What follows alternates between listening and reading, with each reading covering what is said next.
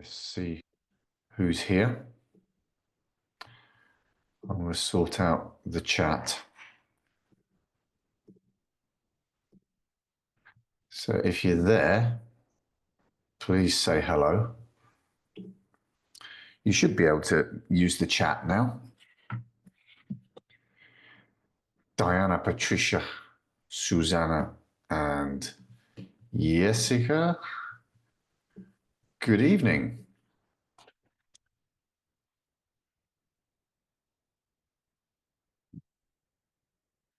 Good evening to you. Welcome to A Cup of Tea with John. Yeah. I'll just give people a bit of time to slowly come in. Nice to see you all. Hopefully you can hear me. Testing, testing. 1, 2, 3. Can you hear me? Over. Loud and clear. Great. Nice to see you too. I can't see you, but it's nice to know that you're there. That's what it is. Even though it's nice to see me, of course, naturally. Okay, let's go through everybody individually. Hi, Diana.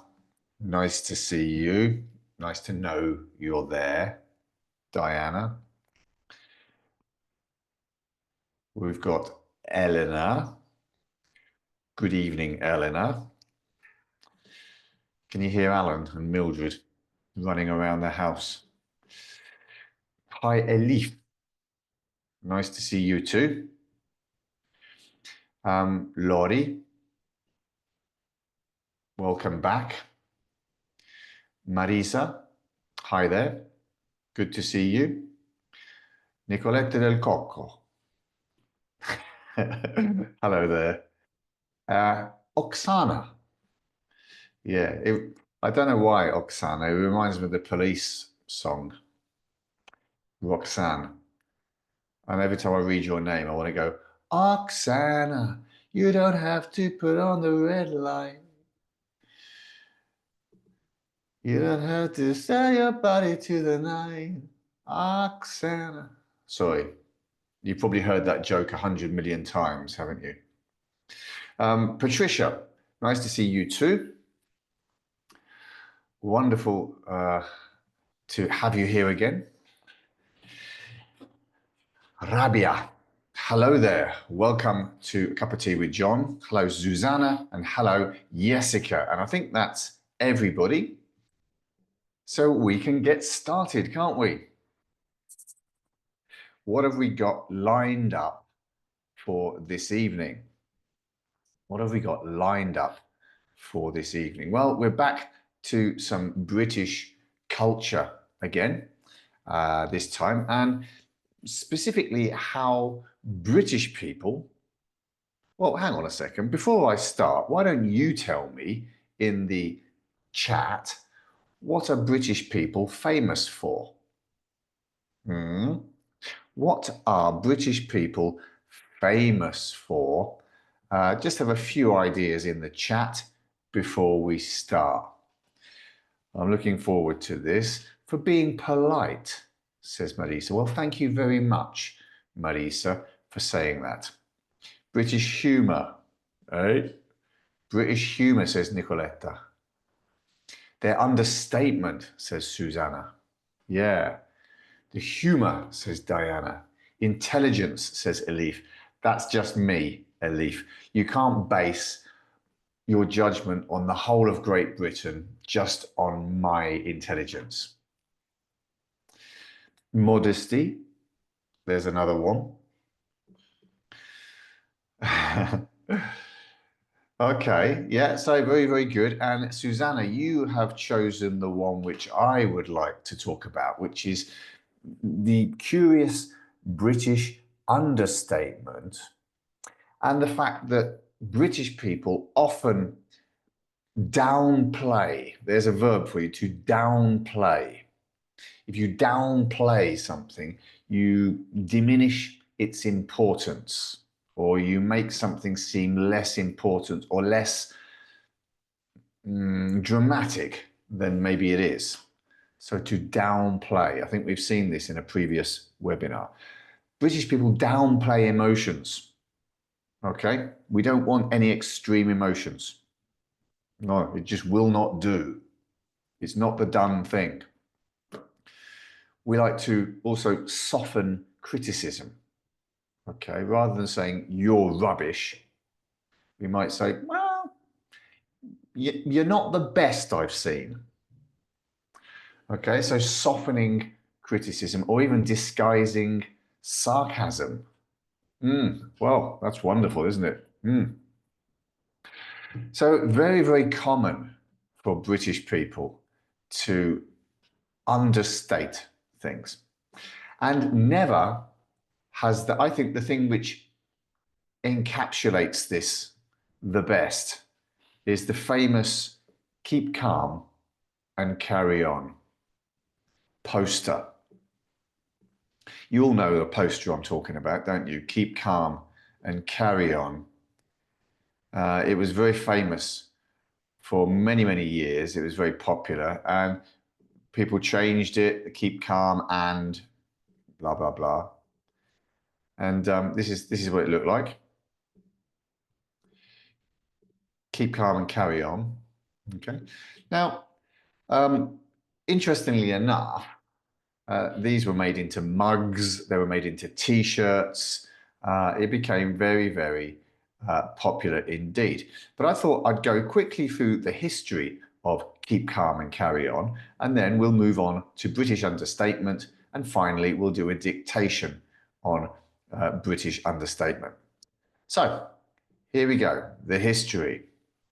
The year 1939. The phrase originated as a slogan in the spring before World War II. Anticipating the dark days ahead, the British government designed a poster to hang in areas being targeted by German bombers. Around 2.5 million copies were printed, but not one of them was posted, as officials had last-minute doubts about whether the content was too patronizing or obvious. Too obvious. You know, this really does sum it up, doesn't it? Imagine the population of London are being bombed into oblivion by the German bombers, and the government thought, no, if we tell people to keep calm, it sounds a bit obvious. Yeah, obviously we've got to keep calm with bombs landing on our heads. Of course. Don't patronize us. They also couldn't settle on an appropriate time to hang the posters, save for a select few. So this word save here means except. Except for a select few, the majority of the posters were destroyed. But in about the year 2000, somebody discovered these remaining posters and the history of it, and there was no copyright, so they bought the copyright and they used them for merchandising. So I'm sure you've all seen these over the years. Not so common these days, but certainly there was a time. And this keep calm and carry on is symbolic of what we talk about when we say the British stiff upper lip. You may have heard this before. Have you heard this expression, the stiff upper lip? Stiff being rigid, upper lip. So what does it mean, the stiff upper lip? Could anyone explain to me what they think it means? The stiff upper lip? What do you think it means, the stiff upper lip, and why have they chosen this expression, the stiff upper lip, to talk about the British? I'm curious to see if anybody has any ideas. To be a snob? Not really. A snob is somebody who looks down on somebody else. Maybe some British people are snobs, but that's not the same meaning as stiff upper lip. Marisa said to carry on regardless. Yeah. Has something to do with resilience, says Susanna. I agree. Yeah, in reality, the stiff upper lip, if you think about it, it's not appropriate for British people traditionally to show strong emotions. So the idea was that a trembling upper lip is a sign of fear or emotion. So a stiff upper lip meant showing no weakness, a bit like this. That's the most British picture I could find. So as it is, a stiff upper lip is the attitude. It's now the attitude. It symbolises the attitude of the British to be calm in a crisis, to never show any emotion, or certainly no strong emotions, either positive or negative, to be conservative in the way you behave, and that is the stiff upper lip. And of course, all of this has led to British people inventing and coming up with different ways of saying things to avoid being too emotional or being too direct. So let's have a look at some British understatement. And this is really where understatement comes from. So, first of all, mild disasters and problems. When it's absolutely freezing outside, -10, you can say, it's a bit chilly. Now, a bit chilly could also mean it's a little bit cold. It could mean that, but we also could say it to avoid sounding overly dramatic. So, absolutely freezing, it's a bit chilly. It could be anything from a little bit cold to Baltic. Something went horribly wrong. We had a bit of a hiccup. A hiccup is, but we also use a hiccup as being a small mistake or a small setback. Okay, so if you had a bit of a hiccup, then usually, literally, it means we had a small mistake or a small setback. But we also use it if something went terribly wrong. Okay, we've had a bit of a hiccup, sir. The entire building has fallen down. It's not quite what I expected. I hate it. Again, it could be literally. If somebody's given you, maybe someone paints your house for you and you look at it and it's pink and you say, it's not quite what I expected. Okay, rather than, I hate it. No strong emotions. If you've completely ruined something, maybe by exaggerating in your behavior, you could say, I may have slightly overdone it. Again, sort of sarcastically. I think you've slightly overdone it with the salt. Slightly overdone it. What else have we got? Polite criticism and softened insults. It's not ideal. Could mean it's not perfect, but it could also mean it's a total disaster. Okay? First, my wife left me, then I lost my house, and then I lost my job. It's not ideal. Okay? I wouldn't have done it like that. That was a terrible idea. It's a great way of saying it. I wouldn't have done it like that. That looks awful. Well, that's certainly an interesting choice. We're trying to avoid being direct. He's unbearable. That's a little bit too strong. So you could say, he can be a bit much. Or another one, he's a bit of a character. He's terrible. He's a terrible person. Have you heard any of these? I sometimes talk about these on my social media pages. Finally, we've got understated compliments for the opposite, to not sound too happy. I remember listening to a guy who'd won the lottery in the UK, and they um, recorded the phone call between the company telling him he'd won and him. They said, "You've won, I don't know, 15 million." And he went, "Oh, it's quite a lot, isn't it?" Now, if that was America, you can imagine what they'd be doing in the United States. They'd be shouting and going, "Woo!" But in Britain, no, no strong emotions. You've been incredibly successful. He's got a Porsche, he's got a mansion. You've done all right for yourself. And this is perfection. This is perfection. That's a decent one. Cup of tea is just the example. So decent is the word. So it's a perfect cup of tea. That's a decent cup of tea. And finally, hiding enthusiasm. If you really want something, you can, rather than yes, please, you can say, well, I wouldn't say no. Or if something is quite good, suppose it could be worse. Could be worse, couldn't it?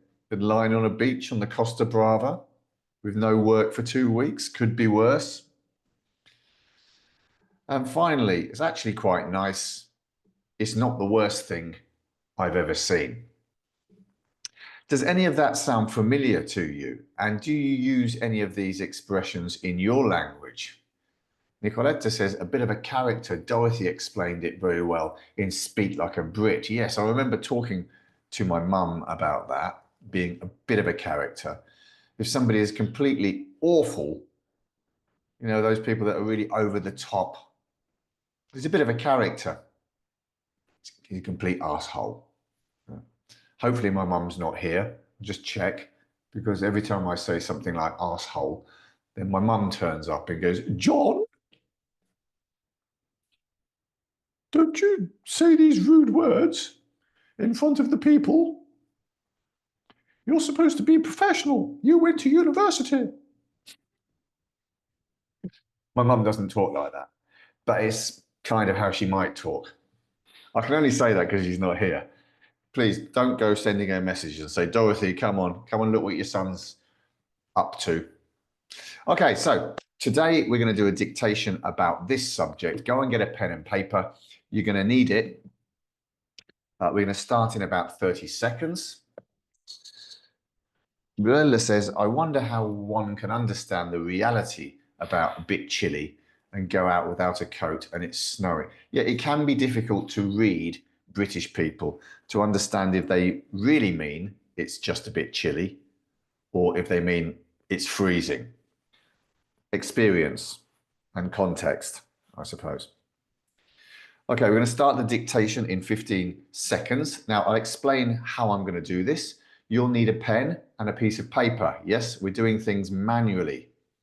I'm going to read a short text of about 100 words about British understatement. I'll read each sentence twice. I'll pause to give you time to write. At the end of the dictation, I will read the complete text again so you can fill in any gaps. And then at the end of the dictation, I'm going to show you the text so that you can check what you wrote. Okay? So I'll be turning the comments off for the duration of the dictation. If we're all ready, then let's get started. The British have a long tradition of understatement.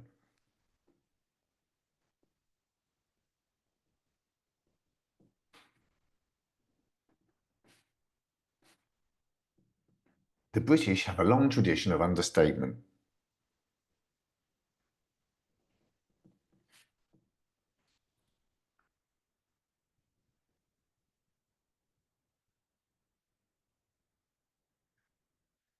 Comma, rooted in the cultural expectation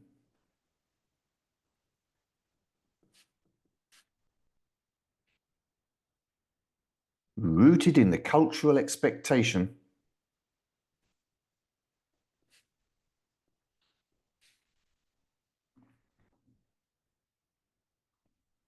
To remain composed and avoid.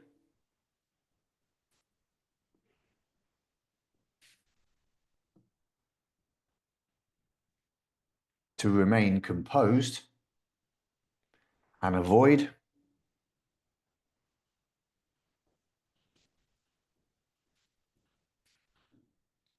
Extremes of emotion.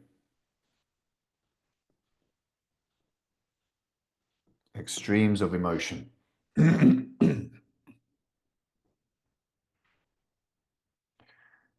Full stop. Showing strong feelings, comma.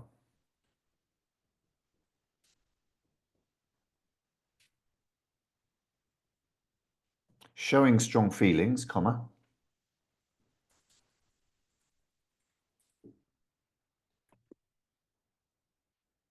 Whether positive or negative.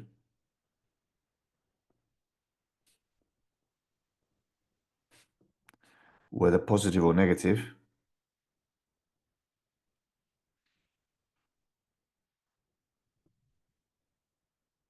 Comma. Is simply not the done thing. Is simply not the done thing. Full stop. Instead, comma, politeness dictates.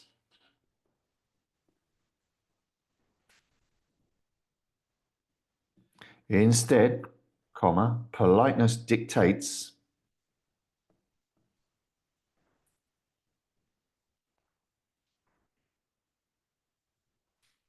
that emotions should be toned down.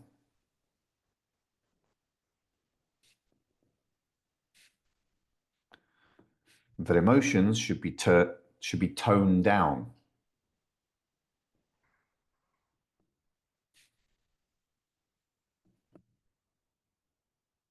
Comma.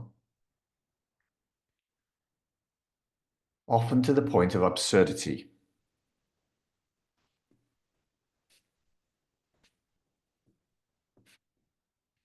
Often to the point of absurdity. Full stop. New paragraph. The concept of the stiff upper lip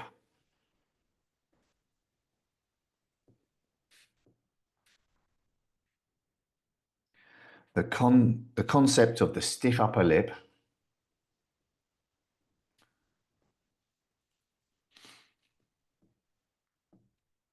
dash valuing self-restraint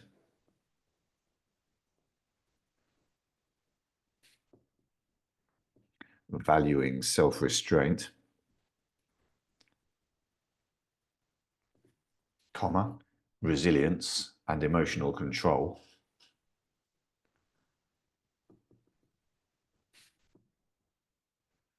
resilience and emotional control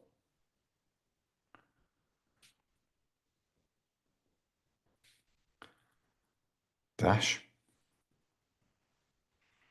has shaped British communication.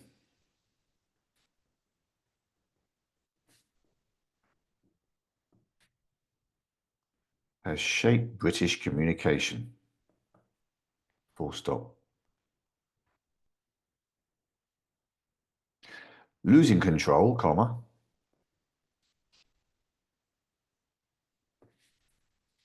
Losing control, comma.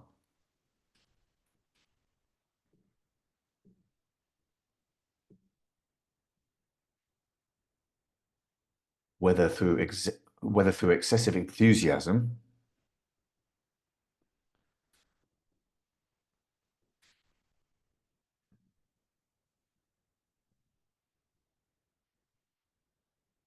whether through excessive enthusiasm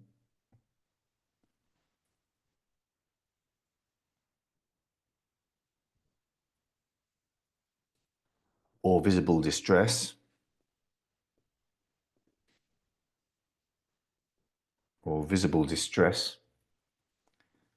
comma is seen as improper.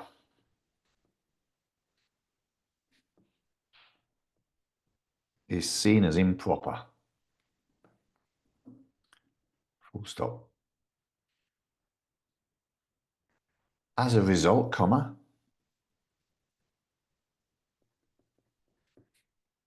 As a result, comma.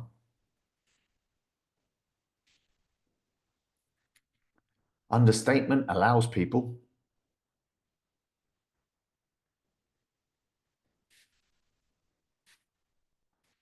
Understatement allows people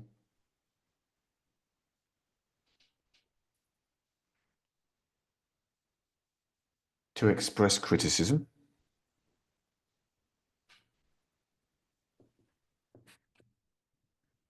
To express criticism, comma. Frustration or even admiration.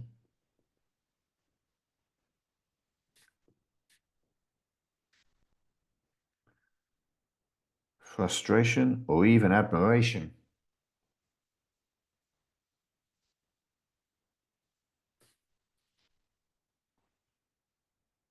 In a way that maintains social decorum.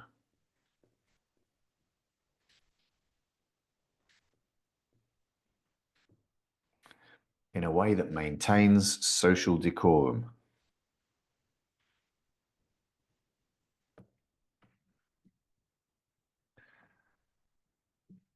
Okay, that's the end of the dictation. I'm going to read the whole passage again, okay, just so you can check and fill in any spaces, and then I'll show you. So, the British have a long tradition of understatement, rooted in the cultural expectation to remain composed and avoid extremes of emotion. Showing strong feelings, whether positive or negative, is simply not the done thing. Instead, politeness dictates that emotions should be toned down, often to the point of absurdity. The concept of the stiff upper lip, valuing self-restraint, resilience, and emotional control, has shaped British communication. Losing control, whether through excessive enthusiasm or visible distress, is seen as improper. As a result, understatement allows people to express criticism, frustration, or even admiration in a way that maintains social decorum. And that's the end of the dictation. So I'll put the chat back on for you. A bit easier than last week. So I decided last week was pretty hard. So I've made it a little bit easier, just so that we're catering for everybody. Okay. We've got a range of levels here between B2, C1, C2. So it's only fair that some weeks it's a little easier and some weeks it's a little tougher. But in the chat now, quickly tell me, how was that for you? Were there any words you didn't understand? Do let me know. And then in a minute, I'm going to show you the text so you can check what you wrote. Patricia says better than the last dictation. Probably easier than the last dictation, yeah. Proper good, says Oksana. Anyone else? I just missed a few words, says Rabia. Okay. Easier than last week, not so difficult. Okay. Keep your motivation going. You guessed a couple. A walk in the park. Good expression. Okay, let me show you the text and then you can check your spelling, check your punctuation, and also if there are any words that you don't understand. I'll read it for you again while you're checking. The British have a long tradition of understatement, rooted in the cultural expectation to remain composed and avoid extremes of emotion. Showing strong feelings, whether positive or negative, is simply not the done thing. Instead, politeness dictates that emotions should be toned down, often to the point of absurdity. The concept of the stiff upper lip, valuing self-restraint, resilience, and emotional control, this thing here is a dash, okay, dash. I usually say dash, could be hyphen, but I say dash, okay, has shaped British communication. Losing control, whether through excessive enthusiasm or visible distress, is seen as improper. As a result, understatement allows people to express criticism, frustration, or even admiration in a way that maintains social decorum. So, how was that for you? Anything that's unclear? I'm happy to answer your questions for these last couple of minutes. Any questions? The word decorum just means proper behavior. Okay, proper behavior or etiquette. Okay, or even your conduct. Anything that's unclear? Any words which you had problems with? What about the connected speech? The more dictations you do, the easier it will become, and the more your ears will be trained to listen to natural connected speech. Okay, good. It's not the done thing. The done thing means the right thing to do, the correct thing to do. Okay, so the done thing. If you say it's not the done thing, then it means that it's not the correct or the polite or the right thing to do socially or in terms of etiquette. You wrote the damn thing. It could sound a bit like it, not the dumb thing, not the done thing, not the damn thing, not the dumb thing. You're welcome, Diana. When you say self-restraint, I couldn't understand it. Self-restraint, self-restraint. Yeah. Again, be aware of this, of how I pronounce things. Self-restraint, because it all joins together. It's not self-restraint. It's like self-restraint, and I don't say self-restraint, self-restraint. Anything else before I say goodbye? I think you've done very well. Yeah, I do use connected speech. Yeah, self-restraint is an example of connected speech. And you can go and check out the videos on connected speech, Marisa.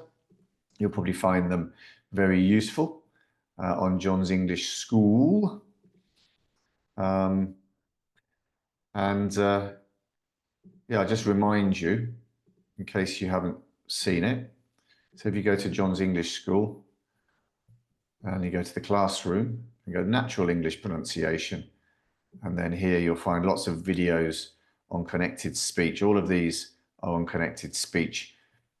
I wouldn't watch them all at once, but every now and then, take a look, watch one, try the exercises, and I'm sure you'll enjoy it. Okay, people, I'm going to say goodbye. Thank you very much for being here. Try to join me on Saturday, if you can, at 6 p.m. for another webinar. This time we're doing binomial expressions. So those really handy and useful two-word expressions that we use to sum up a feeling or an emotion. And also, as we did last week, I was really happy with everybody sending me photographs of their dictations. It was wonderful. Thank you for uploading them. So when I post this tomorrow, because I'm going out now, I'll post it tomorrow. Under the post, maybe you could upload a photograph of your dictation with some colored pens and your English souvenirs and make it look beautiful. And I really like looking at those. Okay, so take care, have a wonderful evening, and I'll speak to you all very soon, guys. Bye. Bye.